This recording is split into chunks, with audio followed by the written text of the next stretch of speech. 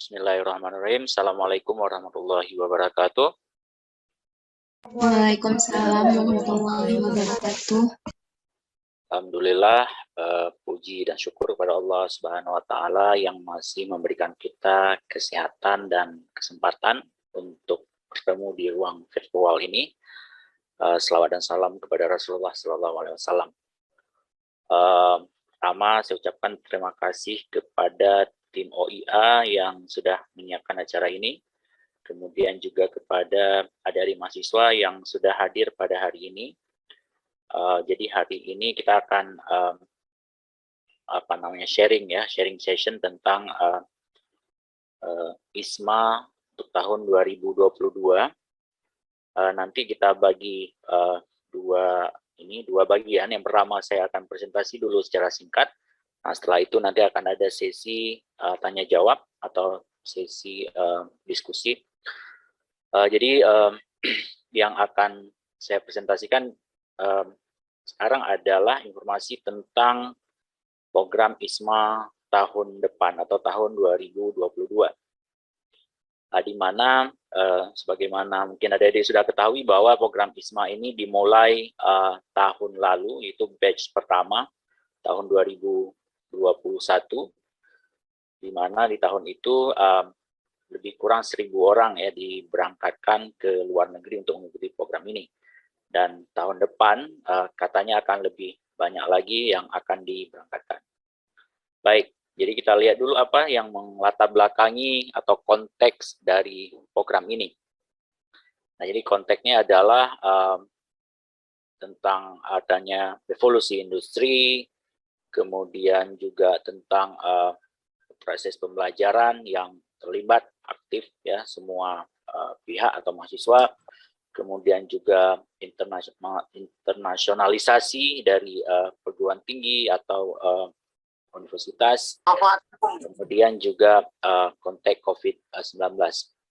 Nah, jadi ini adalah konteks-konteks yang membelakangi program ISMA ini, di mana misalnya di masa depan itu dibutuhkan kemampuan yang interdisciplinary, kemudian juga kita juga perlu tidak hanya belajar tentang akademik, tapi juga kita perlu belajar tentang culture, tentang budaya, dan lain sebagainya di luar.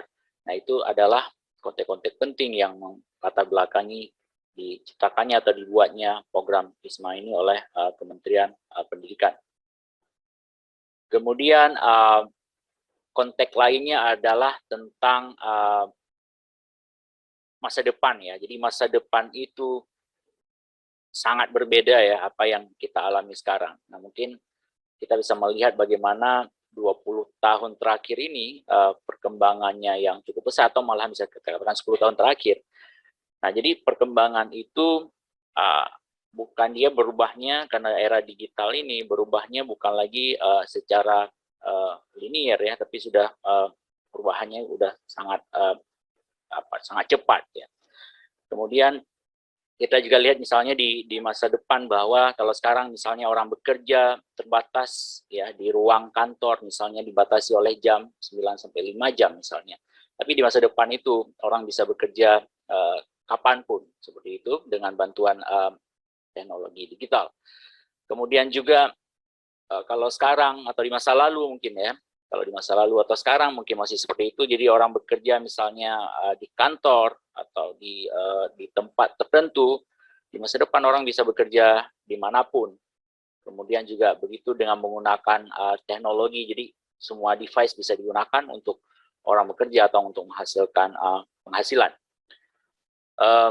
Dan lain sebagainya, itu hal-hal penting yang perlu adik-adik mahasiswa antisipasi ya, mulai dari sekarang. Nah, salah satu yang paling penting juga di masa depan itu kita harus fokus pada hal-hal yang sifatnya misalnya adaptive learning atau democratized learning, di mana learning itu menjadi lebih personal ya. Jadi kita bisa mulai dari sekarang pun kita bisa belajar apa yang kita inginkan, dengan mudah kita akses informasi yang tersedia. Itu kira-kira konteksnya. Jadi ada paradigma di masa lalu yang apa namanya yang sungguh berbeda dengan paradigma di masa depan. Kemudian jadi berdasarkan itu maka dibuatlah program ISMA ini, di mana harapannya universitas di luar itu yang menghost mahasiswa Indonesia ini bisa menyiapkan mahasiswa ikut program ini dengan berbagai kompetensi yang diharapkan di masa depan itu. Nah, misalnya kompetensi apa? Termasuk misalnya tentang media literasi, ya, tentang cognitive load management, atau tentang cross cultural kompetensi, atau misalnya design mindset, kemudian virtual collaboration dan lain sebagainya. Jadi itu kompetensi-kompetensi masa depan yang kemudian diharapkan melalui program ini bisa dikembangkan oleh mahasiswa. Nah, apa sih kira-kira kelebihan atau keunggulan adik-adik mahasiswa mengikuti program ISMA ini, ya? Jadi program ini adalah program 1 semester. Jadi dalam 1 semester itu adik-adik mahasiswa akan mendapatkan kredit atau SKS sebesar 20 SKS. Jadi walaupun mata kuliah nanti yang diambil akan saya jelaskan nanti lebih lanjut tidak sebanyak 20 SKS, tapi nanti mendapat pengakuan sebesar 20 SKS. Itu yang pertama. Kemudian melalui program ini memungkinkan mahasiswa memilih mata kuliah sesuai dengan ketertarikan atau daya tarik atau minat, ya. Jadi kita bisa memilih mata kuliah di luar bidang kita. Ya, misalnya selama ini kita misalnya belajar tentang bidang hukum misalnya, tapi tiba-tiba tertarik kita terkait dengan sesuatu yang sifatnya digital dan lain sebagainya. Jadi kita bisa mengambil mata kuliah yang di luar bidang kita. Memang itu yang sebenarnya yang di-encourage di program ini, ya, memberikan kebebasan kepada mahasiswa untuk memilih mata kuliah di luar bidangnya. Karena program ISMA ini adalah bagian dari program Kampus Merdeka. Kemudian apalagi kita punya kesempatan belajar di top universities, ya, baik di Amerika, di Eropa, di Asia, di Australia. Tapi tahun ini Australia belum ada. Jadi kita punya kesempatan itu, kemudian juga punya kesempatan untuk pengalaman baru, kemudian juga mengembangkan jaringan internasional, kemudian juga seperti yang saya jelaskan tadi, mengembangkan kompetensi untuk masa depan. Itu kira-kira apa namanya hal-hal yang penting atau hal-hal yang sangat positif dari program ini. Nah, ini dia penjelasan yang lebih lengkap. Apa itu ISMA? ISMA itu adalah program International Mobility Award yang dibuat oleh Kementerian Pendidikan dan Kebudayaan Ristekdikti, di mana mahasiswa belajar selama 1 semester di top universities di luar negeri. Nah, syaratnya adalah mahasiswa S1, ya, yang sedang belajar di semester 4 dan 6. Jadi adik-adik yang sekarang semester 3 itu semester depan kan semester 4, jadi bisa mendaftar karena pendaftarannya itu dimulai nanti di sampai bulan Maret seperti itu. Jadi bagi yang sekarang masih semester 1 itu belum bisa mendaftar untuk tahun depan, jadi masih nunggu tahun depannya sekali lagi. Atau bagi yang sekarang sudah semester 7 misalnya juga tidak bisa mendaftar lagi. Nah itu, jadi ini memang diberikan kesempatan yang sudah punya pengalaman sedikit belajar di kampus sendiri, kemudian dikasih kesempatan belajar di luar. Dan juga nggak diberikan kesempatan yang semester lama, karena diharapkan setelah kembali dari program ini masih sempat belajar di kampus sendiri, ya, bukan balik langsung lulus seperti itu. Nah itu kira-kira ininya gambaran untuk peserta yang boleh mendaftar. Kemudian tujuannya apa? Tadi seperti yang saya sampaikan bahwa salah satu tujuannya untuk membangun kecakapan kepemimpinan, ya, pengalaman budaya luar, kemudian juga mengembangkan jaringan internasional dan lain sebagainya. Nah jadi itu gambarannya. Nah sekarang apa saja yang ditanggung oleh program ini atau yang di-cover oleh program ini? Yang pertama adalah tuition fee di universitas kita belajar, ya, seberapa pun besarnya akan ditanggung. Kemudian biaya hidup, ya, jadi ada settlement allowance, jadi biaya kedatangan, kemudian juga ada biaya hidup bulanan, ya, termasuk biaya makan dan akomodasi. Kemudian juga ada biaya emergensi ya, jika ada keperluan-keperluan emergensi. Kemudian tiket pesawat ya, kelas ekonomi. Kemudian jika dibutuhkan PCR dan karantin dan asuransi kesehatan akan di-cover juga. Jadi bisa saya katakan, jadi sebenarnya di-cover semua kebutuhan kita selama mengikuti program ini. Oke, nah apa syaratnya? Syaratnya yang seperti yang saya jelaskan tadi, mahasiswa S1 ya, yang mahasiswa master tidak bisa ikut ini, yang belajar di semester 4 ya sampai semester 6. Kemudian bahasa Inggrisnya, nah ini yang jadi kendala kita tahun lalu. Jadi dari Universitas Syah Kuala tahun lalu, setelah kita melakukan seleksi, lebih kurang kalau saya tidak salah 19 orang ya yang memenuhi syarat untuk bisa melamar program ini tahun lalu. Jadi kendala tahun lalu adalah yang pertama, yang sudah ikut tes bahasa Inggris itu ada yang banyak yang tidak cukup nilainya. Kemudian ada juga mungkin yang nilainya bagus tapi nggak punya sertifikat ya, nggak punya sertifikat bahasa Inggris. Maka untuk tahun ini kita buat sosialisasi lebih cepat supaya adik-adik mempersiapkan diri dari sekarang. Jadi kalau sekarang misalnya merasa belum cukup, jadi masih ada waktu untuk belajar mempersiapkan diri. Nah kalau sudah cukup berarti sudah aman. Nah, tapi agak sedikit berbeda dengan tahun lalu. Kalau tahun lalu itu masih boleh mendaftar dengan ITP ya, ITP. Nah tahun ini hanya boleh yang internasional, jadi yang IBT. IBT yang TOEFL, Internet Based TOEFL, kemudian IELTS, kemudian Duolingo. Nah jadi menurut saya, jadi bagi adik-adik yang mungkin sudah pengalaman tes ini kayak IELTS atau TOEFL ITP, ini Duolingo saya pikir ini yang salah satu alternatif yang boleh dicoba. Karena ini apa ya, kalau IBT kita kan nggak ada di Aceh ya, jadi harus ke Medan untuk ikutnya. Kalau IELTS juga jarang ada di Aceh. Nah, kalau Duolingo ini fleksibel, jadi kita bisa ikut dari manapun karena dia online. Jadi memungkinkan ya kita kalau udah siap ikut dari manapun ya, bisa dari rumah juga seperti itu. Jadi ini bisa dipertimbangkan, nanti coba dipelajari dulu tentang Duolingo ini. Nah, jadi syaratnya kalau Duolingo dapat nilai 100. Nah, karena pengalaman tahun lalu saya lihat dari mahasiswa di luar USK itu banyak sekali yang menggunakan Duolingo ya. Tapi mahasiswa kita tahun lalu belum ada yang menggunakan Duolingo. Oke, nah kemudian yang ketiga syaratnya adalah diberikan nominasi oleh Home University. Artinya apa? Nanti melalui International Office kami akan memberikan rekomendasi kepada adik-adik mahasiswa yang memenuhi syarat ya. Tanpa rekomendasi ini adik-adik mahasiswa tidak bisa mendaftar di program ini. Kemudian juga IPK minimum 3,0 ya. Nah, jadi ini adalah syarat untuk bisa mendaftar di beasiswa ISMA. Nah, untuk universitas nanti mereka punya syarat sendiri lagi. Jadi kita juga harus melihat nanti syarat yang diminta oleh universitas tujuan kita seperti itu.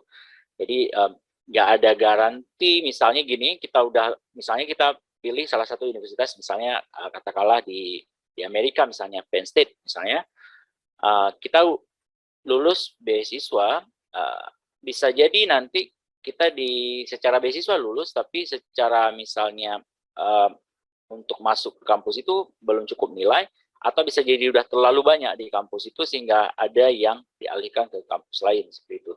Jadi itu mungkin saja terjadi. Tapi yang paling penting dulu lulus beasiswanya. Nah, kalau sudah lulus beasiswa nanti akan kampus A nggak memenuhi lagi, jadi bisa dialihkan ke kampus lain.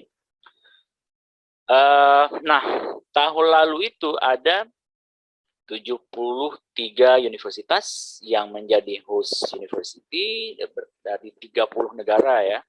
Jadi tahun ini menurut informasi yang kami dapatkan dari tim ISMA, bahwa akan lebih banyak lagi universitas yang akan terlibat di program ini. Nah, ini beberapa list dari universitas tahun lalu ya. Jadi ini banyak dari top-top university juga, misalnya UCL London itu dia top 10 dunia. Kemudian juga ada University of Pennsylvania misalnya, atau University of Edinburgh. Jadi ini banyak yang sebelah kiri ini adalah top 100 QS ranking dunia. Kemudian juga ada yang masuk top 200 seperti itu ya, top 300 dan top 1000 seperti itu. Jadi universitas-universitas bagus ya pasti memberikan pengalaman belajar yang berbeda nantinya. Nah, tahun lalu berapa banyak sih yang mendaftar tahun lalu? Nah, tahun lalu itu yang mendaftar lebih kurang sekitar 2.551 ya, dari 172 universitas Indonesia. Nah, kalau kita lihat ini titik-titik ini nampak sekali memang pendaftarnya didominasi dari mahasiswa dari kampus-kampus di Pulau Jawa seperti itu ya. Jadi Sumatera dan pulau-pulau yang lain itu masih sangat jarang kelihatan. Nah, dari 172 jadi mahasiswa 2.500 sekian ini berasal dari 172 universitas Indonesia. Kemudian yang terpilih tahun lalu adalah 1.000 orang. Kemudian dari 1.000 orang itu berasal dari 98 universitas. Begitu. Jadi masih banyak juga universitas yang tidak dapat atau mahasiswa tidak lulus program ini tahun lalu. Nah, bagaimana prosesnya? Nah, jadi prosesnya nanti adik-adik membaca dulu informasi tentang ini, kemudian mencari universitas yang ada di kerjasama itu, ada di webnya Kampus Merdeka, Kemdikbud. Kemudian di universitas itu pelajari course yang mereka tawarkan ya, seperti itu. Jadi karena beda universitas, beda course atau mata kuliah yang ditawarkan untuk program ini. Ya karena kita nggak bisa misalnya, jadi kita ngambil mata kuliah atau program atau kelas yang ditawarkan khusus untuk program ini. Kemudian dapatkan recommendation letter dari wakil rektor, nanti proses rekomendasinya itu dari OIA ya, dari OIA nanti ditandatangani oleh wakil rektor rekomendasinya. Kemudian lengkapi syarat-syarat yang tadi semua sudah terpenuhi ya, bahasa Inggris dan lain sebagainya. Kemudian isi aplikasi, ya aplikasinya di kampus Merdeka Kemdikbud.go.id. Setelah itu tunggu setelah kita isi aplikasi, nanti di aplikasi ini selain kita upload dokumen-dokumen yang tadi, kita juga mengisi EC, kemudian tunggu pengumuman selanjutnya. Nah, kemudian dapat pengumuman kita misalnya lulus tahap ini untuk interview, kemudian mengikuti interview ya. Jadi tahun lalu interviewnya via Zoom, jadi tahun ini saya yakin juga masih via Zoom atau tahun depan. Kemudian setelah itu dapat pengumuman lulus atau tidak. Kira-kira prosesnya seperti ini, cukup simple ya. Nah, untuk tahun 2022 aplikasinya itu saya cek belum dibuka. Ini infonya masih yang 2021 aplikasinya tutup ya. Jadi 2022 itu belum dibuka. Tapi saya yakin akan segera dibuka karena dari timeline-nya mereka, kita lihat seperti ini kira-kira timeline-nya untuk tahun 2022. Jadi November sampai Maret itu call for participation. Jadi di sini proses registrasinya, ya pengumuman dan lain sebagainya. Ya. Jadi nanti ya seperti inilah. Jadi ada info session dan lain sebagainya. Jadi Maret nanti kita submit aplikasinya, oke. Kemudian mulai April selection prosesnya. Ya, jadi di situ ada seleksi berkas dan interview. Kemudian April pengumuman kelulusan. Kemudian Mei sampai Agustus ini persiapan keberangkatan ya, persiapan keberangkatan, ngurus visa dan lain sebagainya. Nah, nanti berangkatnya itu tergantung universitas atau negara tujuan. Ada yang berangkat Agustus, ada yang berangkat September ya, tergantung kampus itu memulai semesternya di bulan berapa. Kemudian setelah itu kembali ke kampus masing-masing, itu di bulan Desember 2022 atau ada juga yang Januari seperti itu. Jadi ini kira-kira timeline-nya. Jadi adik-adik masih punya waktu kira-kira ya lebih kurang 4 bulan ya, 4 bulan menyiapkan bahasa Inggris dan lain sebagainya sehingga nanti di bulan Maret semuanya sudah siap untuk submit aplikasinya. Seperti itu. Nah, jadi bagaimana mata kuliah diambil di sana? Jadi selama mengikuti program ini, jadi kita mengikuti program ISMA diakui sebesar 20 SKS. Nah, walaupun mata kuliah yang diambil itu adalah 3 sampai 4 mata kuliah. Nah, mata kuliah untuk program ini nanti di-offer oleh kampus masing-masing ya. Jadi kita bisa pilih dari mata kuliah yang di-offer itu. Nah, misalnya nih, kalau kita ngambil misalnya NTU, jadi dia meng-offer untuk program ini yang mata kuliah ini ya. Engineering Solution by Design Thinking, ya, volunteering itu entrepreneurship dan lain sebagainya. Nah, ini yang di-offer di NTU. Nah, kalau di Edinburgh, ini yang di-offer di mata kuliah Edinburgh. Jadi makanya nanti penting kita lihat ini ya di apa namanya pedoman program ini.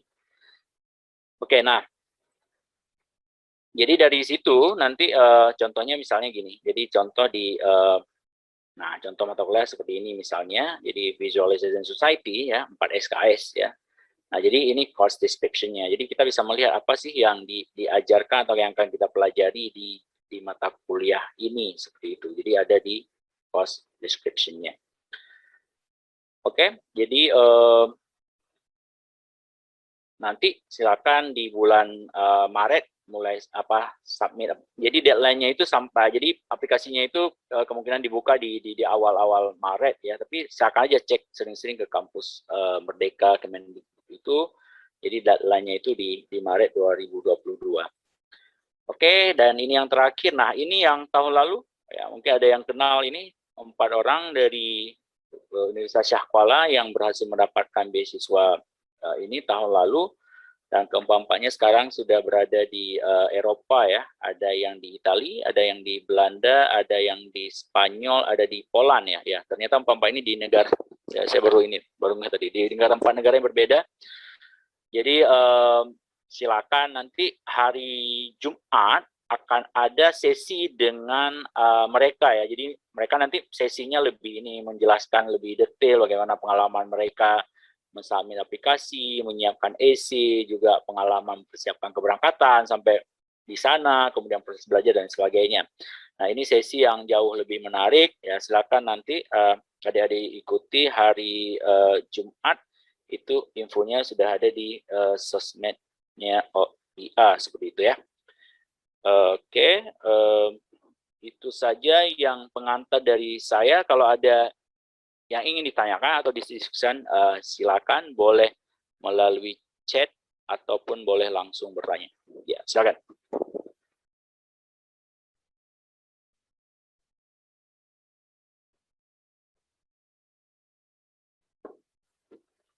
Oke, silakan kalau ada yang ingin bertanya.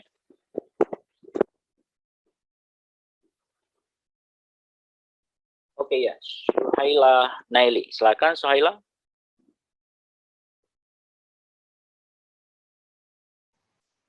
Ya Pak, terima kasih. Saya izin bertanya Pak.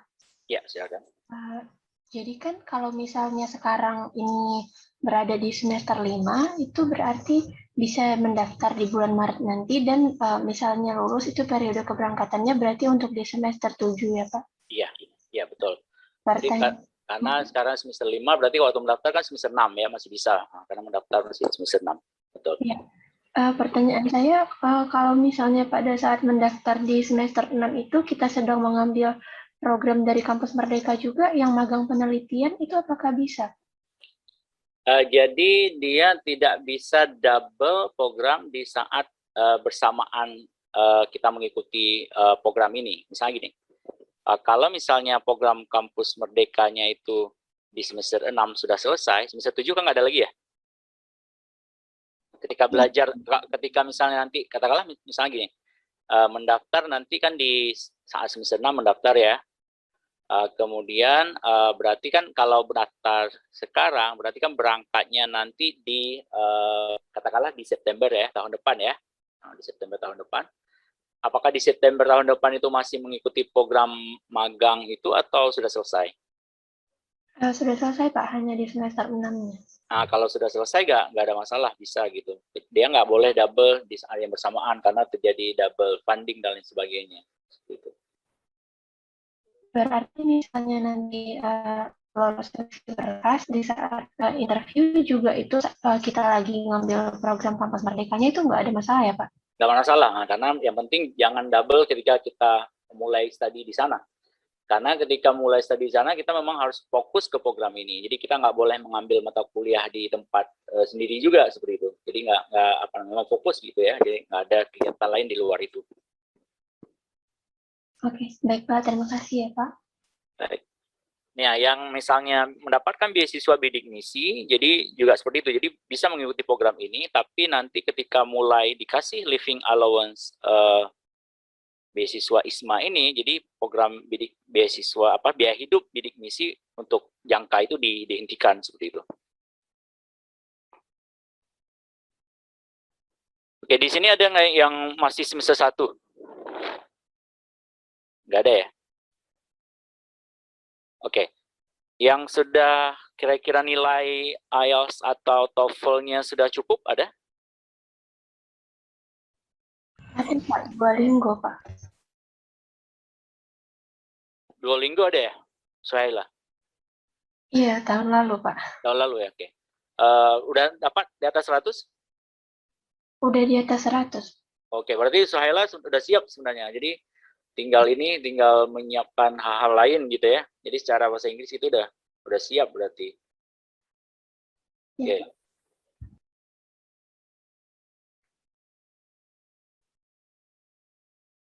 Nah, nanti ketika ini, jadi masalah kampus itu pertama, jadi ketika kita memilih, ada pertanyaan ya dari Zahwatun. Jadi ketika kita mendaftar di ISMA itu, jadi kita memilih kampus di sana ya. Nah, kemudian setelah proses seleksi beasiswa kita keterima, kemudian baru proses pendaftaran kampus. Jadi karena ini programnya kerjasama, jadi kita nggak perlu mendaftar sendiri ke kampusnya ya. Nanti tim ISMA yang akan membantu proses ini. Seperti itu. Tapi kita harus tahu kampus yang kita tuju, harus kita cari-cari dulu informasi tentang kampus itu. Karena kalau kita nggak punya informasi tentang itu, tentang mata kuliah yang mereka tawarkan, jadi kita nggak bisa nanti mengisi di aplikasi ya. Karena di aplikasinya kita pilih kampus, terus kita juga ngisi mata kuliah yang akan kita pilih.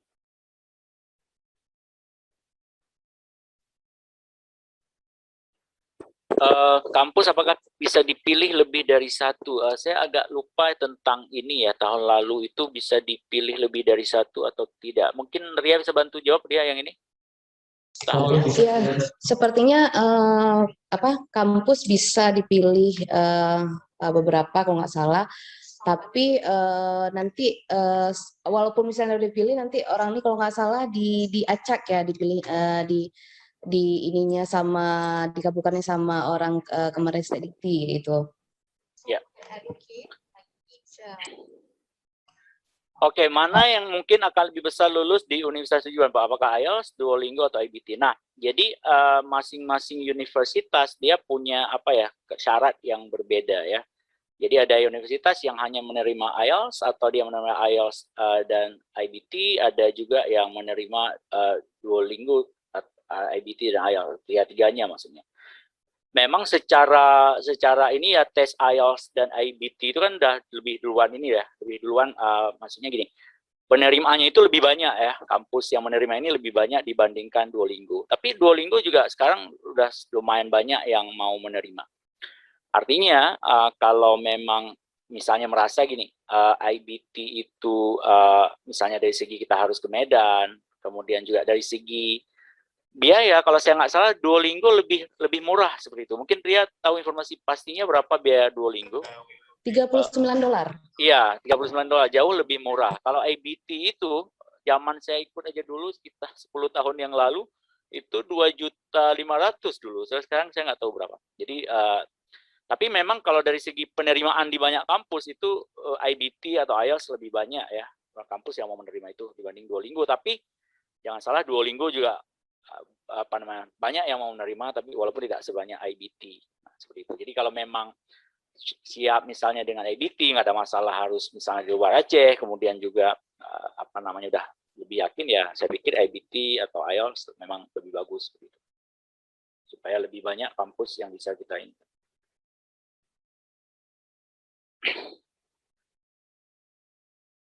Oke, ya betul ya, hanya satu kampus yang bisa dipilih. Oke. Apakah yang sudah diterima di program namun akan dipengaruhi dalam pengajuan program ini? Oke. Diterima di program lainnya itu apakah program Merdeka Belajar atau bagaimana? Program di luar Adikti? Di luar, oke. Jadi sebenarnya intinya gini, yang di program ISMA itu tidak boleh dia double funding di saat bersamaan, gitu ya. Jadi kalau misalnya nggak ada double funding, nggak ada double kegiatan di saat bersamaan, itu nggak ada masalah. Karena memang pinginnya fundingnya nggak double, kemudian juga kita nggak double kegiatan. Jadi fokus di program ini. Jadi walaupun mata kuliahnya 4 atau 3-4, tapi kita dituntut untuk banyak melakukan aktivitas-aktivitas lain ya di luar mata kuliah tersebut. Oke, apakah bisa minta bantuan dana kepada pihak universitas dan rektorat untuk mengikuti bahasa Inggris? Tahun lalu kita gimana Ria? Masalah bantuan dana tahun lalu itu nggak ada ya? Kalau yang tahun lalu yang finalisnya itu dibantu kan mahasiswa walaupun kuliah di luar kan tetap harus bayar SPP ya. Nah, kalau untuk yang tahun lalu tuh diringankan biaya SPP, jadi diberikan keringanan biaya SPP kan dari pihak universitas. Tapi kalau untuk tahun depan kita belum tahu lagi, lihat situasinya lagi. Tapi pihak universitas tetap akan support sesuatu nanti untuk mahasiswa, tapi belum diputuskan di supportnya itu bagian apa, apakah nanti SPP, apakah nanti misalnya biaya pengurusan visa ke Jakarta, karena kan tiket ke Jakarta itu kan harus mahasiswa bayar sendiri ya gitu. Tahun lalu kita juga ada semacam ini. Jadi misalnya gini, kalau sebelum ikut IELTS atau IBT atau Duolingo, misalnya dari mahasiswa pingin tahu dulu kemampuan bahasa Inggrisnya. Jadi kita tahun lalu ada menyiapkan program tes bahasa Inggris yang institusional ya itu, yang itu mungkin akan kita berikan juga untuk tahun ini. Itu gratis ya, ya tahun lalu. Jadi nanti mahasiswa yang sudah punya potensi yang kira-kira bahasa Inggrisnya bagus, kita seleksi tahap ini awal dulu supaya lebih yakin untuk bisa ikut di yang yang resmi ini. Seperti itu.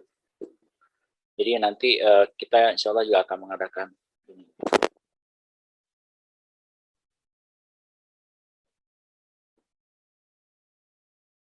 Oke, ada lagi pertanyaan. Jadi bagi yang sudah siap dengan nilainya, kalau misalnya masih mungkin nggak ada salahnya juga dicoba ikut sekali lagi, mungkin bisa dapat nilai lebih bagus. Karena nanti kan semakin bagus nilai kita, semakin peluang bagus nilai bahasa Inggrisnya, semakin peluang diterima semakin besar ya. Karena nanti kan yang akan jadi penentu kelulusan kan banyak komponen nilainya ya. Komponen bahasa Inggrisnya, terus komponen IPK-nya, terus komponen nilai interviewnya seperti itu. Ya, jadi itu menentukan. Nah, kalau untuk seleksi awal atau seleksi dokumen itu essay-nya sangat penting ya. Nanti di hari Jumat, di sesi hari Jumat bisa tanya masalah essay itu ke teman-teman yang sudah lulus tahun ini. Kira-kira apa sih yang harus ditekankan di essay-nya jika kita menulis dan sebagainya. Nah, kapan kita buka tes bahasa Inggris gratis? Nah, kita belum ada jadwal, Ria ya. Nanti akan kita informasikan ke sini. Jadi di fakultas masing-masing itu ada namanya LO ya. Jadi kalau nanti sudah ada jadwal, akan kita sampaikan ke LO untuk nanti disampaikan ke mahasiswa di masing-masing fakultas. Tapi biasanya kita memanggil mahasiswa itu dari rekomendasi LO gitu ya. Jadi LO di tiap fakultas nanti kasih rekomendasi. Nah, di fakultas A misalnya siapa aja yang saya kira qualified untuk ikut ini. Nah, kemudian dari situ nanti supaya mahasiswa lebih yakin untuk ikut yang resmi. Oke, ada lagi yang lain? Kalau nggak ada mungkin Ria. Banyak Pak Melizar yang belum dijawab pertanyaannya. Sebentar, sedang dikumpulkan ya. Oh ya. Sedang dikumpulkan di PPT sebentar ya. Oh, ya, udah lewat kayaknya. Iya, banyak yang kelewatan tadi.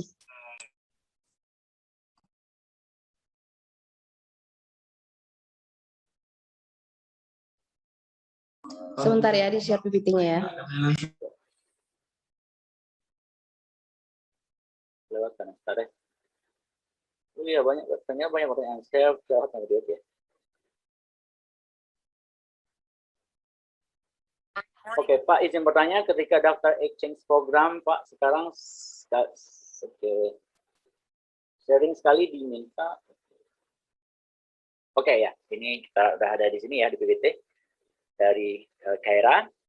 Ketika daftar exchange program, sering sekali diminta international ID. Jadi apakah sebelum itu kita harus membuat paspor dulu, Pak?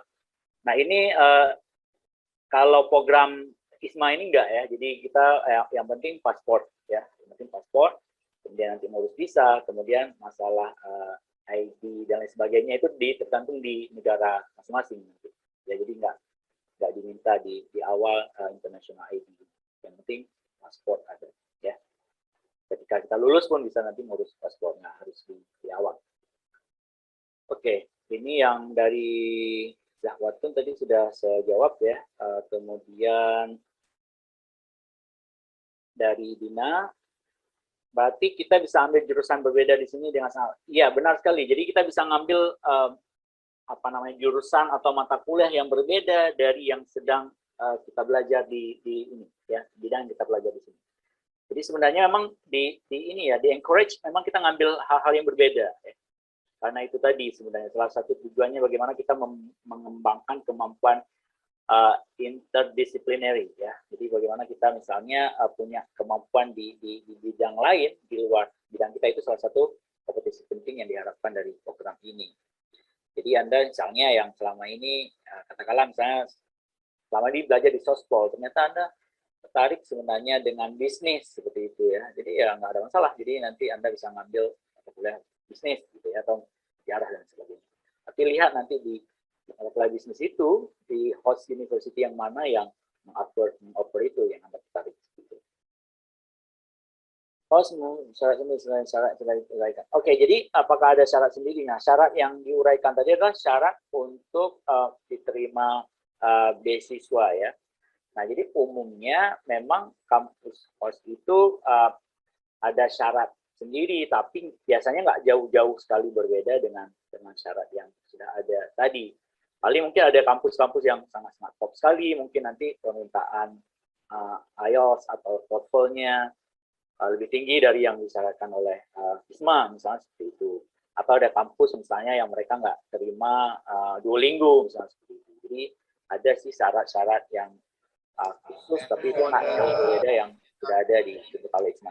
Kalau nggak salah kemarin ada kampus yang harus mengisi lagi aplikasinya, Pak Melizar. Iya.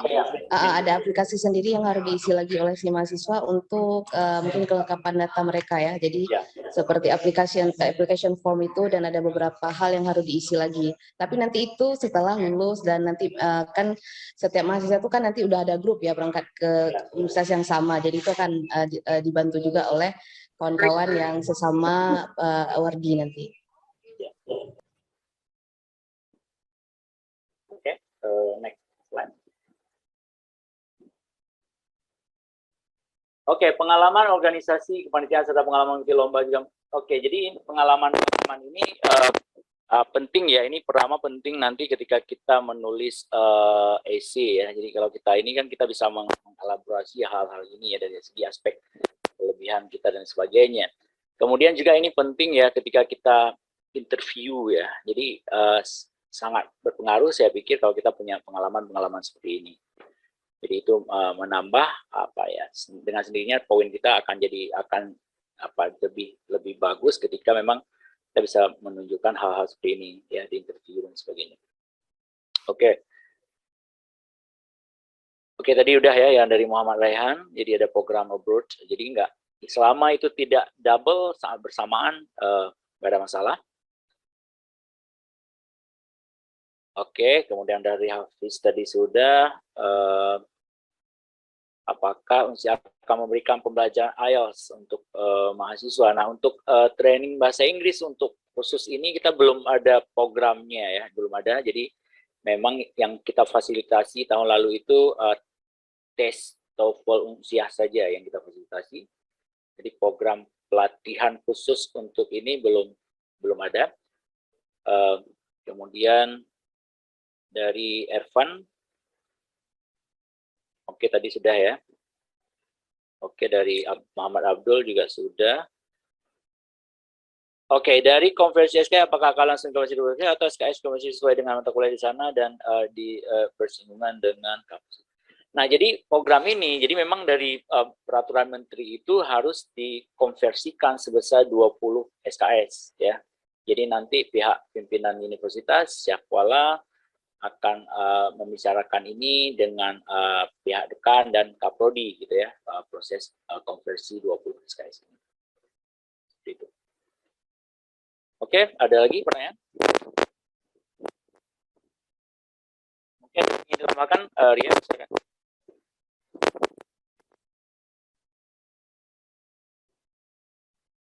Maaf Pak. Silakan, Fahriza ya? Ya Pak. Pak, bagaimana cara Oke, kita silakan. mendapatkan rekomendasi dari universitas Pak? Apa ada syarat-syarat khusus? Oke, silakan Karya menjawab.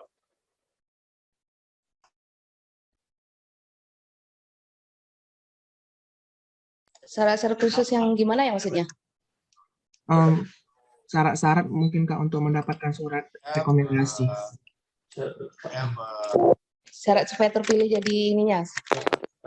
Oh, surat Iya, rekomendasi. surat Nah, rekomendasi. yang pertama itu kan memang yang dilihat yang pertama kalian adalah nilai TOEFL-nya. Jadi seperti Pak Melizar bilang tadi, jadi nanti universitas kan akan menyediakan persiapan TOEFL ya, untuk tes TOEFL gratis ya, yang diselenggarakan oleh Pusat Bahasa untuk melihat sejauh mana nilai TOEFL kalian, apakah sudah memenuhi syarat. Karena kan yang diminta oleh SMA itu kan 550 ya Pak Melizar ya. Nah, jadi kalau memang kalian misalnya sudah, misal nih waktu tes TOEFL-nya kalian dapatin 520 misalnya, nah itu kan kalian artinya sedikit lagi untuk mencapai 550. Nah, berarti nanti akan direkom oleh Prodi untuk ikut tes ITP misalnya, karena kan ITP kan lebih mahal ya. Nah, itu nanti akan direkom untuk kalian ikut tes ITP supaya kalian bisa memenuhi syarat untuk mengikuti program di SMA. Atau seperti Pak Melizar bilang tadi, kalau memang ITP terlalu mahal, berarti mungkin prodi kalian atau misalnya universitas bisa merekom kalian untuk ikut misalnya Duolingo. Nah, seperti itu. Jadi yang dilihat pertama itu adalah kesiapan nilai TOEFL kalian dan juga pastinya nilai akademik, karena kan ada disyaratkan juga ya minimal IPK-nya berapa oleh diktinya, dan juga syaratnya misalnya harus semester 4 sampai 6 tadi kan. Nah, jadi seperti itu, syarat yang harus dipenuhi dulu adalah nilai bahasa Inggris. Mungkin ada tambahan Pak Melizar? Oke, jadi saya tambahkan gini, jadi untuk dapat rekomendasi, jadi di OIA nanti akan melakukan pre-seleksi namanya, ya. Jadi kita akan buat pre-seleksi, jadi nanti yang paling penting dari pre-seleksi itu adalah kita lihat pertama adik-adik sudah di semesternya pas gitu ya, jadi bukan di luar itu 4 sampai 6. Kemudian nilai bahasa Inggrisnya cukup, nanti kita interview gitu ya. Jadi setelah itu kita akan berikan rekomendasi untuk bisa mendaftar di ISMA. Gitu. Jadi nanti akan ada pengumuman di sosmednya OIA proses pre-seleksi. Terima kasih Pak. Terima kasih Bu.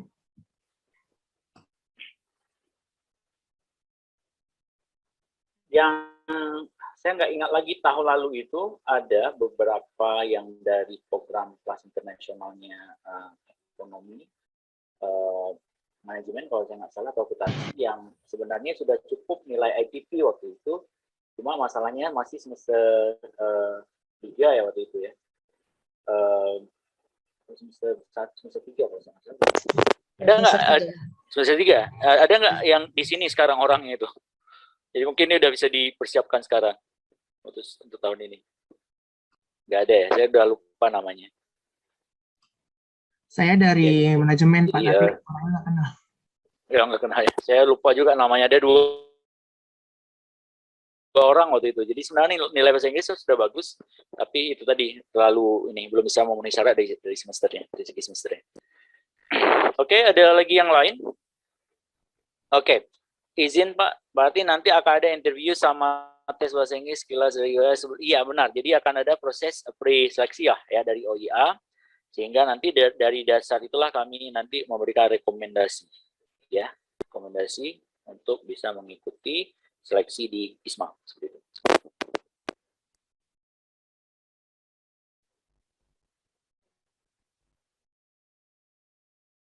Oke, ada lagi yang lain? Kalau nggak ada, mungkin Karya ada yang ingin disampaikan sebagai penutup sebelum saya tutup. Mungkin ini ya dari sekarang itu dipersiapkan terus TOEFL-nya karena memang ini kayaknya awal Februari ya mungkin akan udah digadang-gadang akan dibuka program ini. Jadi kalian masih punya waktu beberapa bulan lagi untuk mempersiapkan bahasa Inggris. Jadi mungkin bisa pre-preliminary test ya. Jadi tes aja dulu di pusat bahasa untuk melihat kesiapan bahasa Inggrisnya.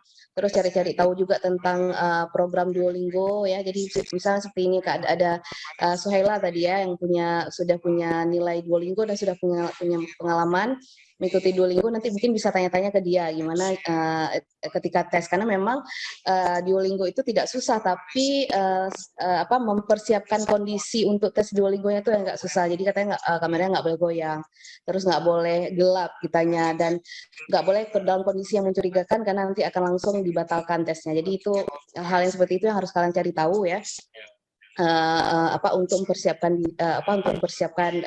kalian untuk mengapply program ISMA dan juga nanti boleh lihat-lihat kira-kira pilihan-pilihan kampus yang tahun lalu itu apa ada mata kuliah yang sesuai atau enggak dan misalnya karena kan setiap kampus kan nilai TOEFL atau IELTS atau Duolingo yang diminta itu kan beda-beda ya. Memang minimal kalau misalnya Duolingo itu 100 ya di angka 100 misalnya terus misalnya ITP ada mulai dari 550 dan IELTS misalnya IELTS-nya 6 misalnya atau 5,5 misalnya itu harus yang kalau udah coba-coba lihat terus dan yang paling penting itu harus persiapan bahasa Inggris karena memang di ISMA ini bahasa Inggris dan satu lagi itu tadi kalau belum ada paspor mungkin udah bisa digadang-gadang buat paspor. Jadi jangan ketika nanti mau daftar baru buat paspor dan misalnya nggak cukup waktu gitu seperti itu ya.